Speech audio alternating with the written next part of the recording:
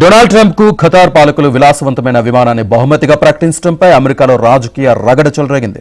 Qatar విమానం gift పై వస్తున్న విమర్శలను ట్రంప్ కొట్టిపారేశారు. అత్యంత ఖరీదైన విలాసవంతమైన జంబోజెట్ విమానం ఉచితంగా ఇస్తే తిరస్కరించేందుకు పిచ్చోడినా అని ట్రంప్ వ్యాఖ్యానించారు. త్వరలో మధ్య ప్రాచ్యంలో పర్యటించనున్న ట్రంప్ కోసం విలాసవంతమైన 747-8 జంబోజెట్ విమానాన్ని ఖతార్ బహుమతిగా ఇచ్చింది. దీన్ని ట్రంప్ కూడా స్వీకరించారు. ఈ విమానానికి కొన్ని హంగులు అద్ది తాను 2029లో పదవీ విరమణ చేసే వరకు అధ్యక్ష విమానమైన ఎయిర్ ఫోర్స్ 1కు బదులుగా దీన్ని ఉపయోగించాలనే ఆలోచనలో ట్రంప్ ఉన్నారు.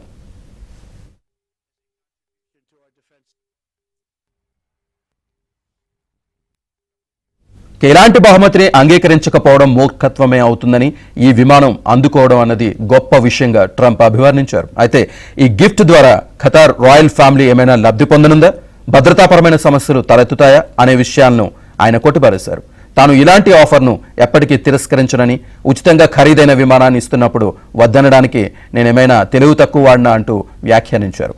అధ్యక్ష కాలం ముగిసిన తర్వాత ఈ విమానాన్ని వ్యక్తిగతంగా ఉపయోగించుకుంటారా అని ప్రశ్నించిన మీడియా ప్రతినిధిపై ట్రంప్ ఆగ్రహం వ్యక్తం చేస్తూ, వారు ఫ్రీగా జెట్ విమానం ఇస్తుంటే నాకు ఫ్రీగా వద్దని చెప్పి $1 బిలియన్ కానీ $400 మిలియన్ కానీ చెల్లిస్తానని చెప్పాలా అంటూ బదులిచ్చారు. ఈ విమానాన్ని భవిష్యత్తులో అధ్యక్ష లైబ్రరీకి విరాళంగా ఇస్తామని ట్రంప్ చెప్పారు. 747 as a contribution to our Defense Department to use during a couple of years while they're building the other ones. I think that was a very nice gesture. Now, I could be a stupid person and say, oh, no, we don't want a free plane. We give free things out. We'll take one, too. And it helps us out because, again, we're talking about we have 40-year-old aircraft. The money we spend, the maintenance we spend on those planes to keep them tippy-top is astronomical. You wouldn't even believe it. So I think it's a great gesture from Qatar. I appreciate it very much.